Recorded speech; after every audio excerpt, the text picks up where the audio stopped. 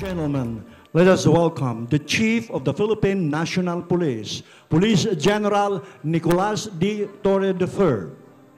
Mga pinuno, man, da. Lupad, man, da.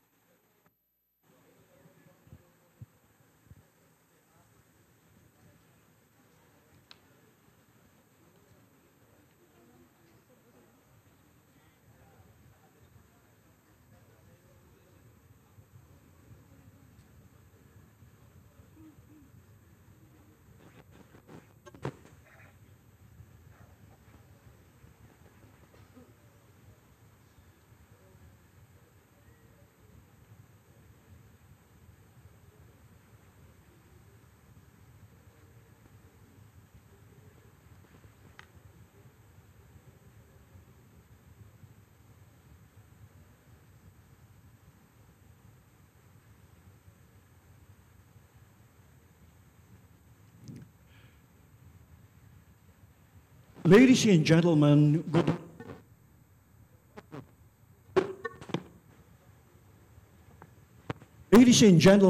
good morning and welcome to flag raising ceremony with Police General Nicolas D. Torre III, Chief Philippine National Police. And this program is broadcast live via the official Facebook page of the Philippine National Police.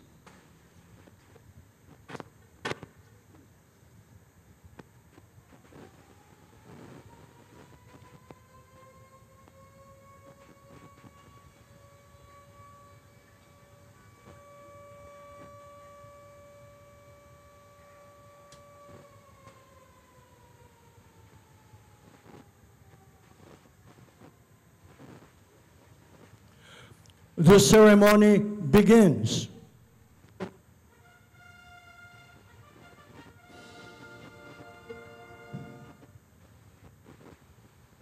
Mga kababayan, awitin po natin ang Lupang Hinirang, ang pambansang awit ng Pilipinas. Bukay kamay. Na! Mga pinuno, bukay kamay. Na! Kayang magiliw, prenas ang silanganan, halab ng puso, sa dibdib mo'y buhay. Lupang hinirang, duyat ka ng magiting, sa manlulupig, di ka pasisiil. Sa dagat at bundok, sa simoy at sa langit mong bughaw, may dilagang tula at awit sa paglayang minamahal. Ang kislap ng watawat mo'y tagumpay na nagniningning, ang bituin at araw niya kailan pa may di magdidilim. Lupa ng araw ng luwalhating pagsinta, buhay ay langit sa piling mo. Aming ligaya ng pag may mga api, ang mamatay ng dahil sa'yo. Mga pinuno, baba kamay. Na! Baba kamay. Na!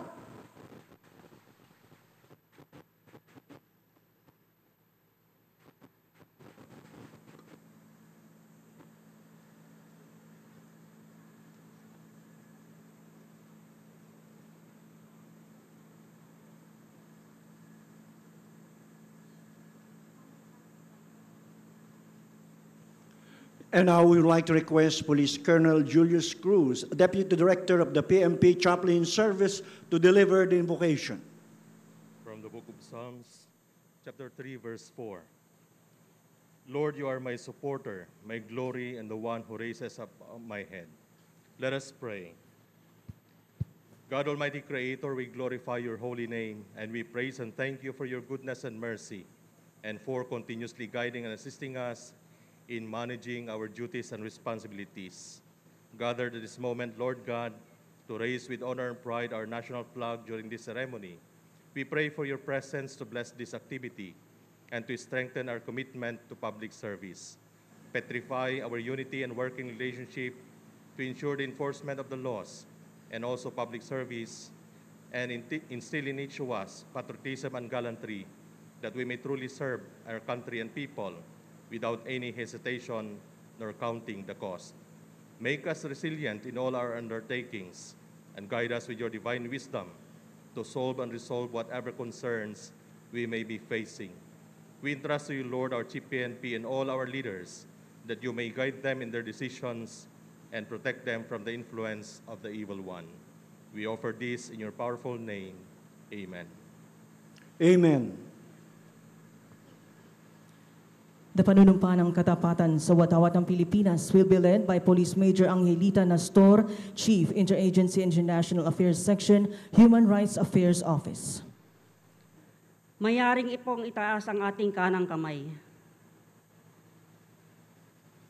Taas ka ng kamay. Na! Mga pinuno, taas ka ng kamay. Na! Sabay-sabay po natin bigkasin ang panunumpa ng katapatan sa watawat ng Pilipinas. Ako ay Pilipino, buong katapatang nanunumpa sa watawat ng Pilipinas at sa bansang kanyang sinasagisag, nang may dangal, katarungan at kalayaan, na pinakikilos ng sambayan ng makadiyos, makatao, makakalikasan at makabansa. Mga pinuno, baba ka ng kamay. Na! Baba ka ng kamay! Na! At ngayon po ay ating awitin ang himno ng Bagong Pilipinas.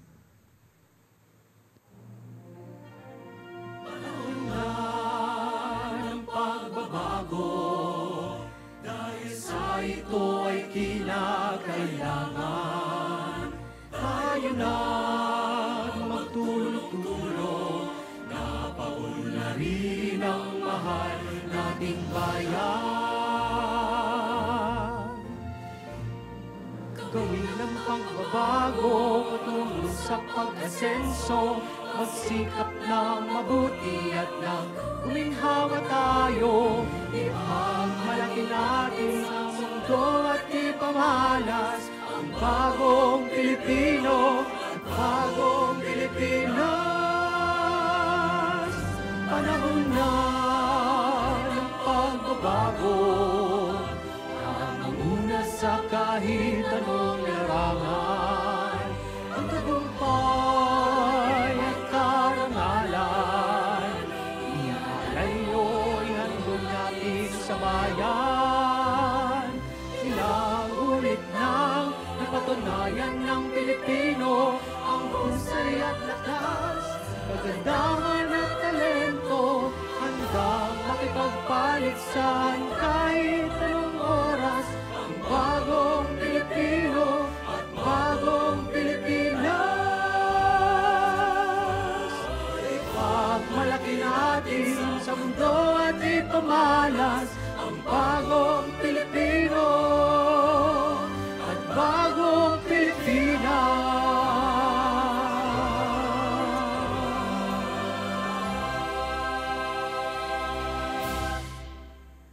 Sabay-sabay po nating bigkasin ang panata sa bagong Pilipinas.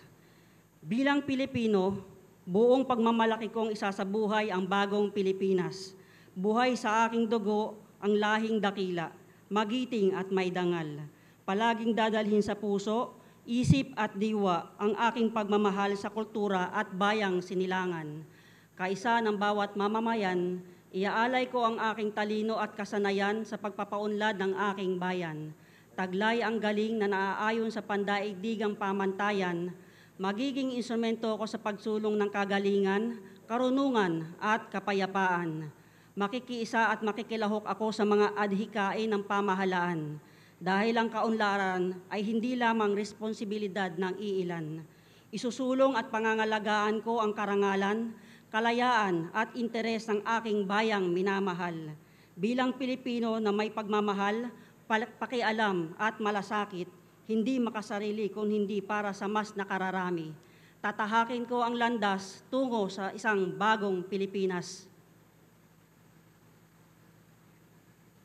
In unison, let us all recite the police officer's pledge. I will love and serve God, my country and people. I will uphold the Constitution and obey legal orders of the duly constituted authorities. I will oblige myself to maintain a high standard of morality and professionalism. I will respect the customs and traditions of the police service, and I will live a decent and virtuous life to serve as an example to others.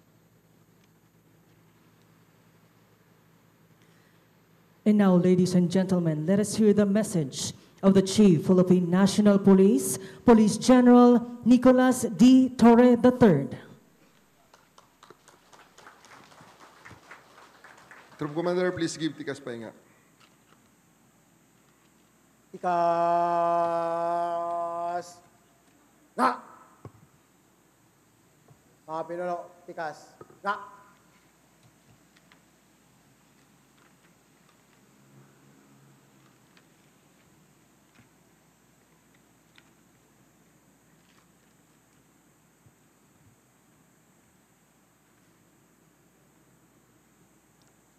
The members of the command group, led by Lieutenant General Nartati, sir, and Lieutenant General Rodriguez, the directorial staff, the other staff,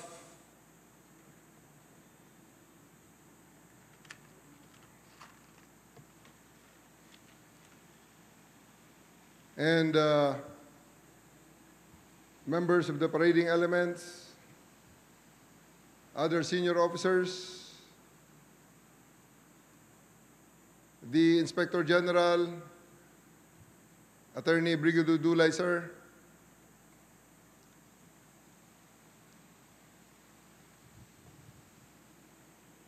the rank and file of the Philippine National Police, friends, ladies and gentlemen, magandang umaga po sa ating lahat. There are a few things that I would like to discuss in this morning's flag raising ceremony. The first one is over the weekend, I have relieved one chief of police of a city in Rizal dahil sa discarding tamad ng kanyang mga tauhan. Napakasimple ng sitwasyon. Alas 4 ng hapon, may isang businessman na nakadiscover na ang kanyang 2 tao ay nawawala. Akala niya ay lumabas lamang, nagpaalam na lumabas, pero na-realize niya, ninakawan siya ng 600,000 pesos. Nung araw ding yun. Nang madiscover niya ng alas 4 ng hapon, siya ay pumunta sa police station. 5:20, nasa police station siya. Nag-report siya na siya ay ninakawan ng kanyang tauhan. In fairness, binlater. At binigyan siya ng bladder extract. Ang nakita kong disposition sa bladder extract, documentation is now being prepared for filing of the appropriate case in court. At pinauwi na siya. Nung gabi, nakakita ng nakakilala ako. Itinext sa akin yung report na yon. Tinawagan ko ang PD. PD, para namang discarding tamad yata ng bata natin ito. Ganito na lang ba? Tapos na ang tapos na ang trabaho ng pulis dahil inilagay natin na filing of cases, the case is about to be filed in court. Yun na lang ba? So, the PD took cognizance, nag-coordinate sa probinsya, sa Negros, tinawagan ng PD doon sa kabila, tinawagan ng chief of police sa kabila kung saan ang bahay ng mga suspects at pinuntahan sa bahay. And true enough, na-aresto nila yung tao, hawak pa ang kalahating milyon. May nawala ng 100,000. But better than nothing, na-recover natin. But too late for the chief of police in Rizal, pinarelieve ko siya. Dahil napakatamad na discarding yon. Kaya sa ating mga kababayan, baka meron kayong mga ganyang insidente rin na discarding tamad ang ibinigay sa inyong serbisyo ng ating kapulisan, iparating nyo sa amin. At i-relieve natin ang commander, never to be given again another commander's position habang ako ay chief PNP. Unless na maubos na uli at makaikot na ang mga qualified sa kanyang pwesto. Sapagkat sa pwestong yon, ang chief of police na isang syudad, diyan sa Rizal, sa isang pwesto na yan, siguro mga 100 ang nakapila na gusto rin maging chief of police. So yung mga nakaupo na sa ngayon, gaya ng nakaupo na yun ang nirelieve natin, kung discarding tamad ang ibibigay nyo sa ating mga kababayan, may mahahanap tayong papalit sa inyo na magsisipag at magbibigay ng kalidad na serbisyo na ini-expect ng ating mga kababayan sa kanila. So that's one situation, and I hope that will serve as that's my message to all commanders on the ground. Binigyan kayo ng pagkakataon na maging leader, na maging commander, mahalin nyo, pangalagaan nyo, at higit sa lahat, ipakita nyo ang serbisyong di kalidad sa ating mga kababayan. Hindi pwede ang serbisyo at discarding tamad. So that's very clear. The second is, again, under investigation ngayon ng ating IAS at ng ating IMEG. Noong June 25, may nangyaring isang robbery. Pinasok ng 3 katao ang isang farm sa Cebu. For whatever reason, nabaril yung isa. Nahuli yung isa sa mga suspect at nakatakas yung isa. Yung tumakbo sa pulis na nabaril daw sila ng security guard.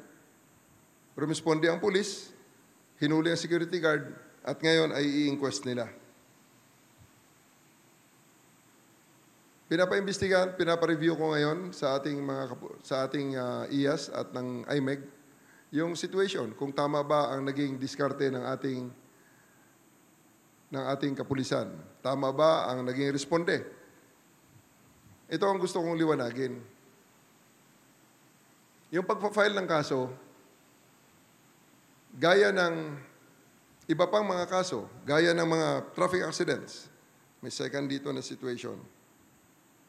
Gaya ng mga traffic accidents, ang truck na 18-wheeler punong-puno ng buhangin, tumatakbo sa highway, natural, mabagal. Alas 3 na madaling araw, may isang lasing galing sa beer house, nakamotor, nagmamadaling umuwi, sinalpok sa likod. Patay ang nakamotor. Anong ginagawa ng ating kapulisan? The same with the case dun sa expressway. Nag-counterflow na nga yung motor, bawal pa siya dun sa skyway, lumipad papunta sa isang kasalubong na four-wheel vehicles, patay ang nakamotor. Ano ang ginawa ng ating kapulisan? In the same manner dito sa gwardiya na nakabaril. Ito, liwanagin ko lang. At napag-usapan na namin ng IAS, and I'm also discussing this with the NAPOLCOM and the other disciplinary machineries. Ang pagpa-file ng kaso, lalo na kung may patay, natural po yan. Gagawin natin ang pagpa-file.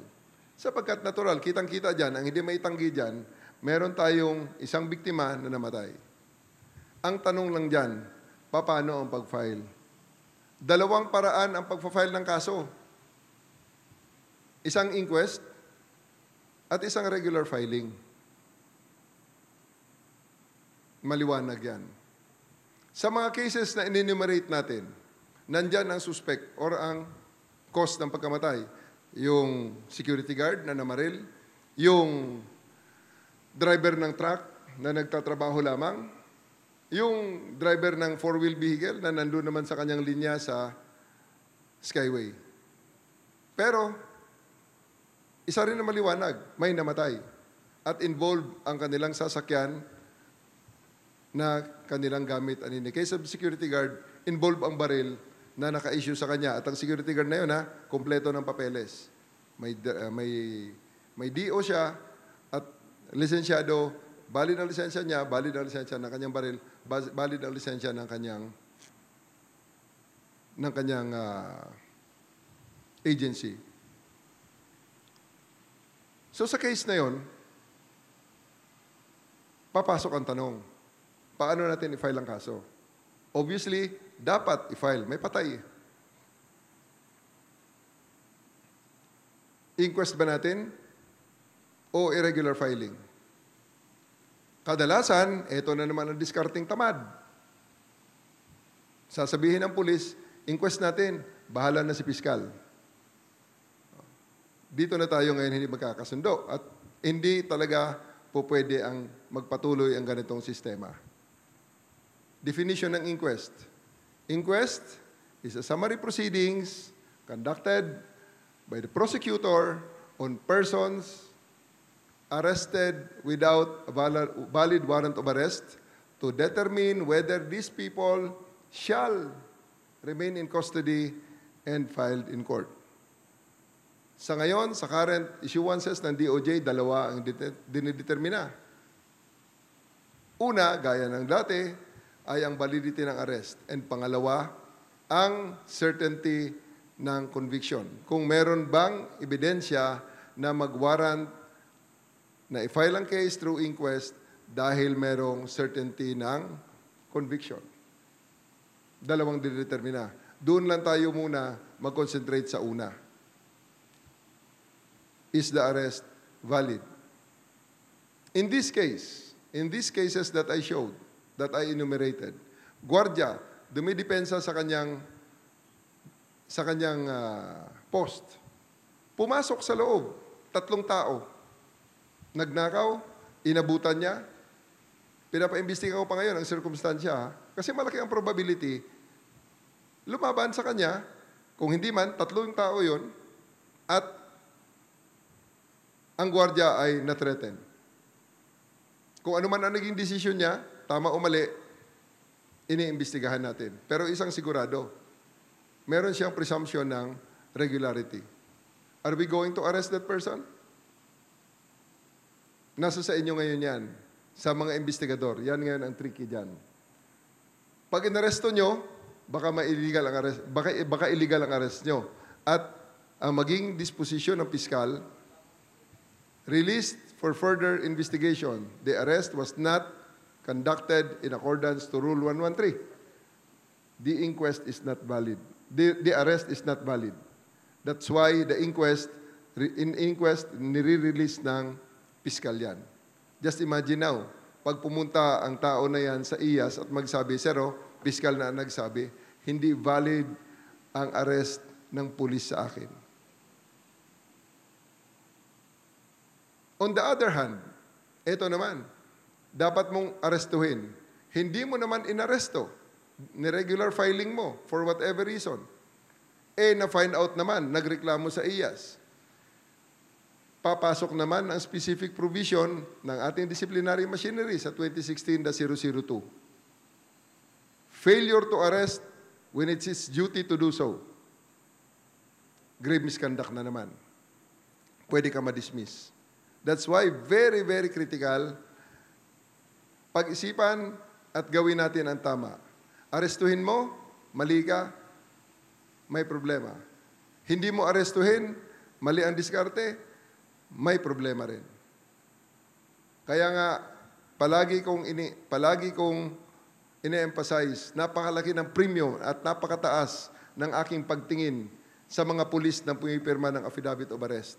Sapagkat dyan, ipinapakita mo talaga, alam mo ang iyong ginagawa at handa mong itaya ang iyong karera dyan sa pirmang yan. So, back to the topic kanina sa 3 kaso na yon. In all those cases, nakita natin ang diskarte ng pulis doon, yung trailer driver na nagda-drive lamang, hinuli ng pulis, in-inquest, dahil patay ang nakamotor, ang dispo 40,000 ang piyansa ng tao, ng pobreng tao. Mabuti naman itong sa Skyway, it appears na dahil sa media furor, ni-release for further investigation. But one thing is sure there, questionable at pwedeng tanungin kung tama ba ang ginawa ng pulis na inquest ang proseso. Kasi sa inquest, maliwanag, you placed that person under arrest. Hindi ko kini-question kung tama o mali, ano? Pero ipinapakita ko lang na sa situation yan, dapat pag-isipan kung inquest nga ba ang dapat na desisyon natin. Para ayoko na makarinig na nandyan, kitang-kita sa ating mga kababayan, naririnig natin sila sa social media. Talagang kabubuhan ng batas, sabi nila. Hindi yan kabubuhan ng batas, actually. Disposisyong questionable sa side ng pulis na nag-iimbestiga.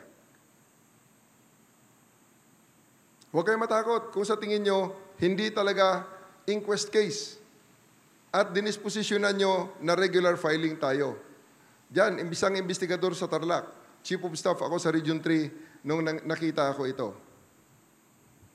Isang insidente, traktora tumatakbo sa highway, alas 7 ng gabi. Binangga ng isang naka-NMAX, bata, 19 anyos. Binangga galing sa likod. Ang traktora, patay. Ang witness, 3 bata na nakasakay sa isang kotse, kaibigan nitong naka-NMAX. Isang lalaki, 2 babae. Ang ginawa ng pulis, hindi niya in-inquest. Pero i-file niya ang kaso, which is tama. Yun ang sinasabi ko, obligasyon natin na i-file ang kaso. Dahil may patay. I-file ang kaso. Ang ginawa niya, regular filing.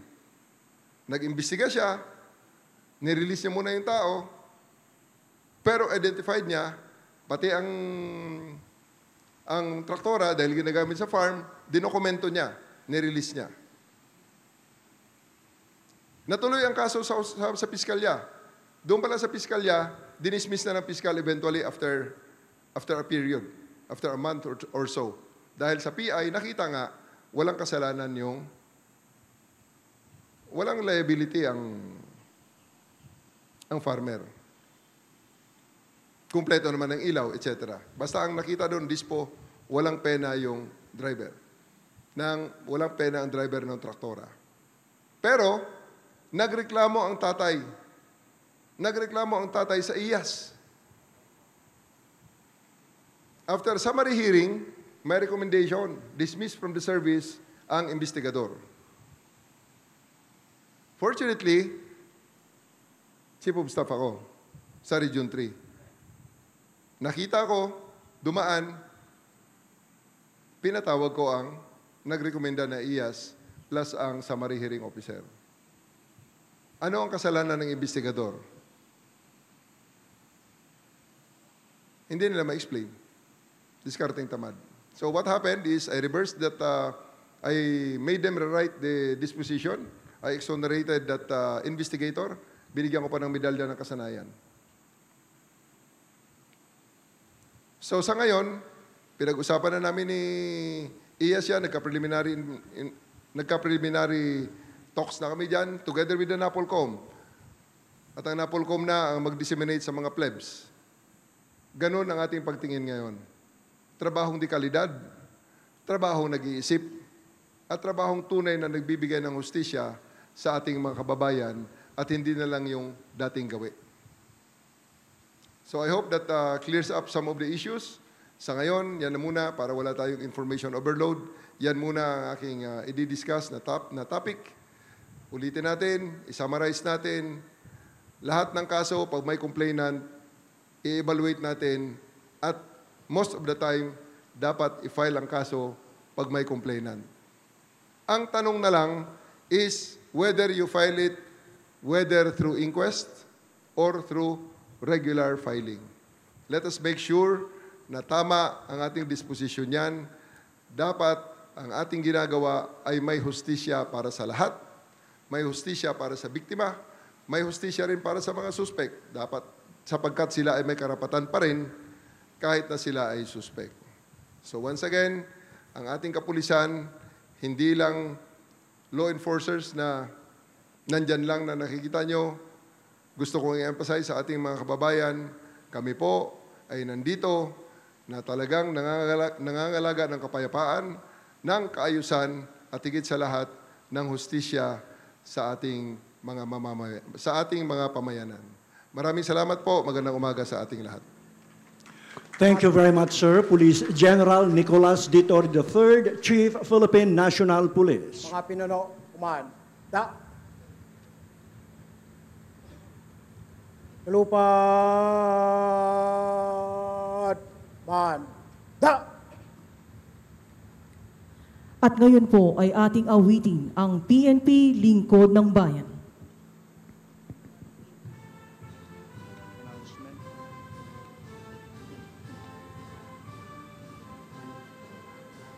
Bantay ng katahimikan, PNP Lingkod ng Bayan, kriminal aming kalaban, mamamayan paglilingkuran. Sa bayan at mamamayan, PNP ang inyong sandigan, integridad, disiplina at kasanayan, gabay sa tungkulin alay. Maka-Diyos at makabayan, makatao at makakalikasan, sa tungkulin naming karangalan, ihandog ang isang buhay. Batas ay patutupad, pantay-pantay para sa lahat. Walang mayaman o mahirap, ang dulot sa bayan ay galak. PNP mamamayang magtulungan, kaayusan, katatagan nating kamtan. Kalakalan, unlad na tunay, kapayapay ating tagumpay. Maka-Diyos at makabayan, makatao at makakalikasan, sa tungkulin aming karangalan, ihandog ang isang buhay, ihandog ang isang buhay. Announcement. There will be a boodle fight today, June 30, 2025 at 11:30 a.m.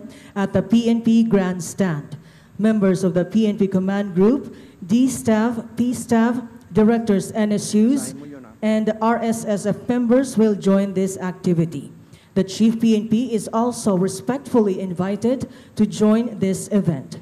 Thank you very much. And that concludes this ceremony. Magandang umaga po at mabuhay ang Philippine National Police. At sa bagong Pilipinas, ang gusto ng pulis, Ligtas ka! Tinuro, tapos na po ang pagpupugay sa watawat.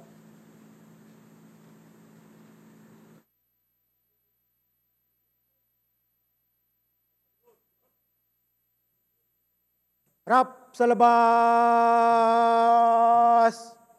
Rap!